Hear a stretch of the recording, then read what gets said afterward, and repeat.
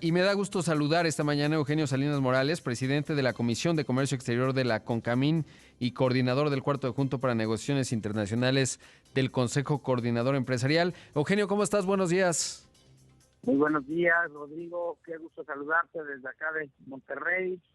Un saludo aquí electrónico y virtual a todos tus audiencias. Pues no, al contrario, un abrazo allá a todos los regios. La verdad es que siempre es un gusto platicar contigo y por supuesto estar por allá ahora que se pueda. Y preguntarte, pues ya vamos a la recta final, estamos en las últimas semanas previo a que entre en vigor el TEMEC. ¿Cuál es el panorama? Sí, pues mira, efectivamente a pasos, podría decir yo, apresurados. Hay tres frentes ahí. Uno de ellos, como tú sabes, esperando ahí la constitución del periodo extraordinario del Congreso mexicano, en donde 4 o 5 leyes, reglamentos, código penal están por modificarse para dar cumplimiento con algunos de los compromisos que se hicieron desde la firma del TEMEC original allá en el diciembre del 18 y por supuesto en el protocolo modificatorio que se firmó en diciembre. Ahí es donde estamos. Como sabemos, hay ahí una ley de infraestructura de la calidad que se llama, que es propiamente normalización. Hay otro detalle muy complejo y delicado también en leyes de propiedad industrial y de derechos de autor. Y está otra ley también muy interesante y que va a dar mucho auge al campo mexicano porque tiene que ver con la protección de variedades vegetales.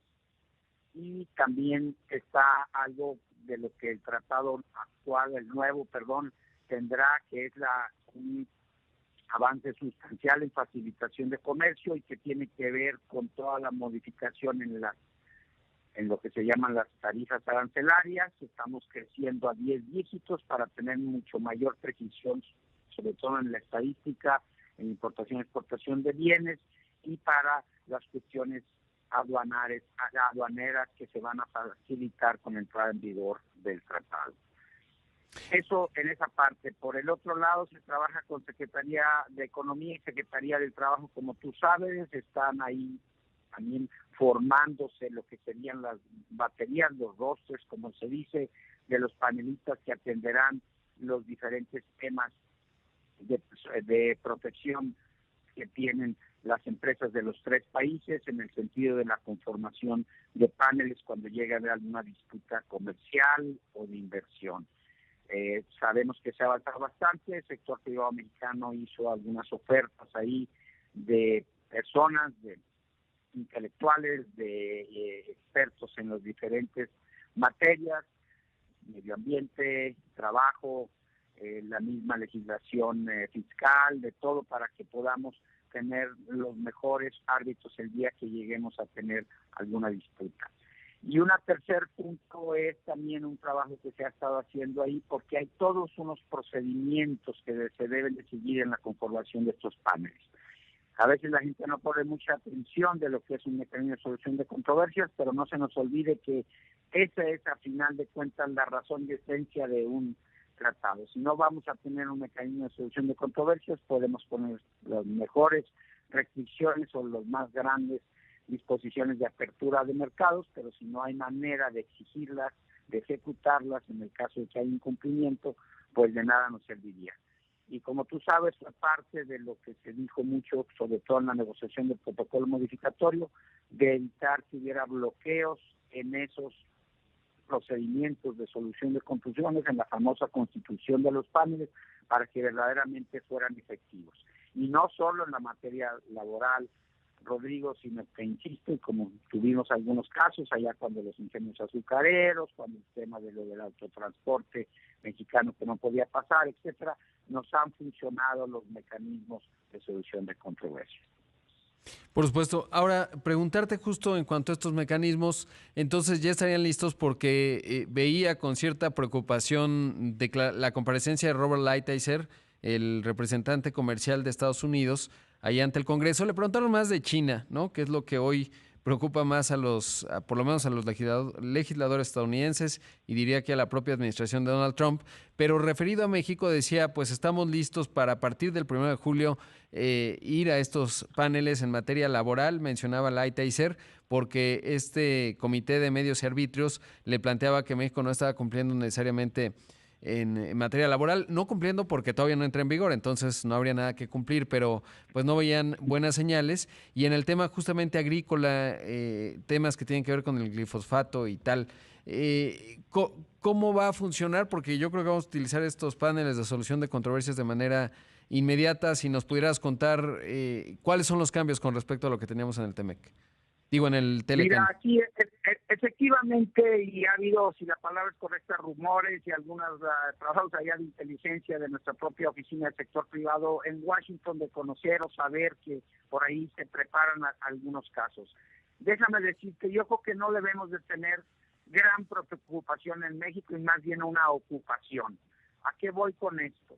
Primero que todo tenemos que entender, el tratado en sí no está imponiendo ningún cambio ni ninguna diferencia de lo que son o cuando entre en vigor de lo que ya son las leyes mexicanas aprobadas por nuestro Congreso y que están, como tú sabes, desgraciadamente también por la contingencia de salud hay algunos retrasos, pero hay toda una instrumentación, implementación de aquella ley del año pasado, de aquellas reformas que se hicieron a nuestra ley laboral que entrarán en vigor.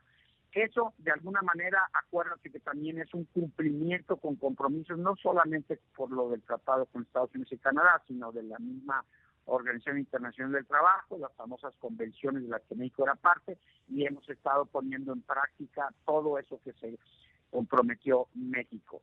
Eso es una cuestión que todos tenemos que entender, no porque diga contratado o sin tratado, pero es una razón de entender de que el día primero no van a cambiar las obligaciones que ya México tenemos.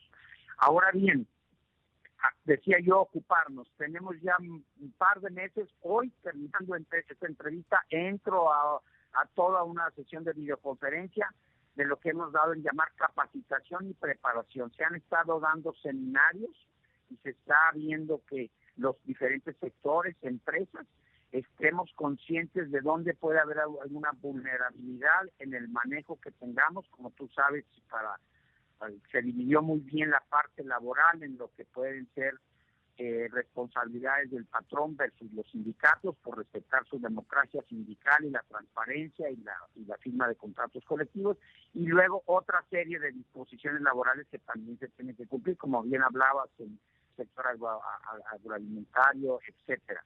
Entonces, en estos temas es donde ya estamos ocupados viendo que los sectores, que las empresas traten de hacerse una auditoría interna, haya capacitación, hay algunos despachos ya profesionales que están dando también asesoría, quien se pueda sentir vulnerable de que en un momento dado se les venga a señalar.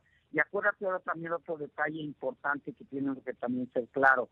Estos son cuestiones que irían contra una planta, contra un establecimiento en particular, y no precisamente a veces contra todo un grupo, toda una grupo industrial o empresa. Entonces tenemos que ser muy precisos cómo está la relación patrón, sindicato, obreros en plantas en lo particular. Por supuesto, hoy no es fácil de verlo en las plantas que están exportando, y por supuesto, pues bueno, en sectores tradicionales que esperemos que no sea el caso, pero que en un momento dado lo puedan usar del lado estadounidense o canadiense, incluso más como una medida proteccionista que verdaderamente de salvaguardar derechos de los trabajadores, ¿no? Eugenio, por otro lado, saber, hablabas al principio de entre los componentes importantes a resolver, pues es la armonización. ¿Cómo ves el avance en el Senado para que esto ocurra y sobre todo entender en qué radica si es que no se armoniza bien? Es decir, ¿cuáles serían las posibilidades de que no esté bien armonizado con lo que está plasmado en el TEMEC y eso qué ocasionaría? Perdón, es particular en la armonización de lo de las tarifas arancelarias que preguntaste, Rodrigo. Sí, así es. Sí, mira, es importante, interesante también tu pregunta, y ayer la discutía precisamente ahí con el responsable de Secretaría de Economía. En el mundo y en varios países han optado ya por, no entro en muchas cuestiones técnicas, pero si alguien conoce una tarifa, pues las tarifas tienen capítulos, fracciones, subfracciones, y a lo que voy es que para tú definir un producto de importación, exportación, a final de cuentas se le asigna un número. Y esos números van del capítulo 1 al 24, son productos meramente, ahora sí que agrícolas, agropecuarios. Hacemos bien el capítulo 1, que soy amante de los caballos Sí. van en capítulo 01. Y de ahí en adelante se van hasta el 24 en trabajo, y luego empiezan una serie de capítulos en donde van cada vez siendo de productos más avanzados en Eugenio, te tengo que interrumpir, pero te invito a que te mantengas en la línea para que nos cuentes un poco más de esto y alguna otra cosa. Tengo que hacer el corte y ahora regresamos. Estoy conversando esta mañana con Eugenio Salinas Morales, presidente de la Comisión de Comercio Exterior de CONCAMIN y coordinador del Cuarto Adjunto para Negociaciones Internacionales del CCE. Eugenio, estamos hablando justamente de la armonización, las tarifas, y nos contabas el ejemplo de los caballos, ¿no? Por ejemplificarlo. Sí, Rodrigo, efectivamente, te comentaba que a final de cuentas todo producto que se comercializa tiene un número, y es a base de cómo se establecen los aranceles o incluso medidas no arancelarias que le pueden afectar. Y la tarifa va de casi 12.500 fracciones que son y definen la mayoría de los productos que existen. Hay unas tarifas que se les llama canasta a base, donde engloban una serie de productos de manera general, pero ahí van y empiezan desde el 01 hasta el 24, te comentaba, que son productos meramente agropecuarios, y de ahí se van haciendo productos un poco más elaborados, más mecanizados, sofisticados, que llegan hasta automóviles allá por los 80 y el acero y las cuestiones electrónicas. Y a lo que voy es que esto va ordenado, como te imaginarás, te decía de hablar, y cuando hablas de un capítulo y luego ese capítulo tiene un par de números, del 1 al 80 y tantos, y después hay una partida y luego su partida. Ahora las nuevas disposiciones y lo que en el mundo ha prevalecido es que nos vayamos hasta lo que se puede decir de tener 8 dígitos, tener ahora 10 dígitos, que ayuden a una definición más precisa de los productos que se comercializan y no queden tantos en esas fracciones canasta que te comentaba. Eso es muy importante porque hará también que haya mucho mayor precisión en la fijación de aranceles o de medidas no arancelarias o del requerimiento de normas, o incluso para apoyar y proteger industrias en muchos casos sensibles, que desgraciadamente por una mala clasificación, o a veces si no mala, es porque precisamente caen en esas tarifas canasta, no están recibiendo el trato que deben de recibir a la hora de cruzar nuestras fronteras. Entonces eso es algo que se ha venido empujando, no es nuevo. Yo creo que me recuerdo cuando menos de 2 a 3 años recibí, que decía a los colegas de la Secretaría de Economía responsables, que nos lo han venido a explicar en las sesiones de Cuarto Adjunto, en las sesiones de las diferentes comisiones en los organismos de empresas, en CONCAMIN, en el Consejo Nacional Agropecuario, etcétera, para explicarnos cuál es el motivo y razón de crecer a 10 dígitos y ser más precisos en la definición de productos, y que por ende también nos ayude, como debemos, de cuidar a que haya un comercio más justo y que haya menos posibilidades de lo que tú y yo a veces sabemos que sucede en las aduanas, de que cuestiones mal clasificadas o que intencionalmente es una manera de evadir a veces o aranceles o restricciones no arancelarias. Claro, es un tema clave. Por último, preguntarte, ¿se extrañará o se extraña ya en el presente a Jesús Seade, ahora que está buscando el liderazgo de la Organización Mundial de la Salud, sobre todo porque es un funcionario que ha sido clave en la parte de negociar, es profundo conocedor justamente del TEMEC y del comercio internacional, justo eso le da las credenciales, parece la OMS, pero una de las situaciones que se dan es que pues es tan capaz que su equipo quizás no era tan amplio y buena parte se concentraba en él. Y ahora, no diría que lo perdemos, pero si se va a la Organización Mundial de Comercio, ¿cómo se experimenta eso desde el sector privado? Porque sé que hay un diálogo muy intenso con él. Sí, mira, por una parte, pues ahora sí que sería mucho orgullo, y yo creo que todos en México tendremos que hacer nuestro esfuerzo, porque cada quien nos tocaría una parte de tener ahora sí que un mexicano. Te acordarás que hace unos años intentamos ahí que Herminio Blanco fuera el director. Nos quedamos ahí en la recta final y en un cercano segundo de a bordo en la candidatura hace ya que 6-7 años. Ahora sí que sería una gran oportunidad, todos tendríamos que empujar para que eso suceda.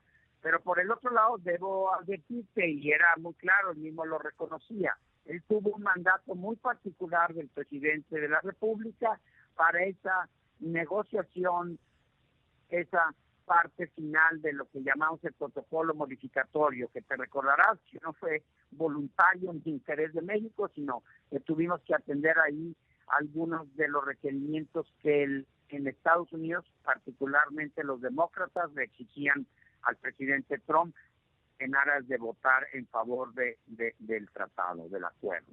Entonces, él tuvo esa responsabilidad muy particular, es de donde hay esas definiciones muy precisas de los mecanismos laborales. Sabemos que los demócratas siempre han tenido en su agenda, en prioridad, los temas y la relación laboral, y de ahí que él era el responsable. Después hubo ahí unas precisiones, si te recuerdas, muy al final ahí nos impusieron algunas restricciones ahí en las reglas de origen en lo de que pretendían hacerlo para aluminio y acero, pero nada más una restricción que va a aplicar para el acero que contienen los automóviles. En fin, hubo unas cuestiones otra vez de la agenda muy de los demócratas, que fue la parte de remediación en cuestiones de medio ambiente y el acatamiento a disposiciones, que por cierto ya de legislación, que también México es parte internacionalmente de esas convenciones, y es nomás una exigencia de que eso se cumpla. A lo que voy es que esa fue la responsabilidad muy precisa que se termina aquel, si más no recuerdo, 11-12 de diciembre, que se firma ahí en Palacio Nacional, y de alguna manera ya queda toda la administración y todo el seguimiento de la implementación por parte de la Secretaría de Economía.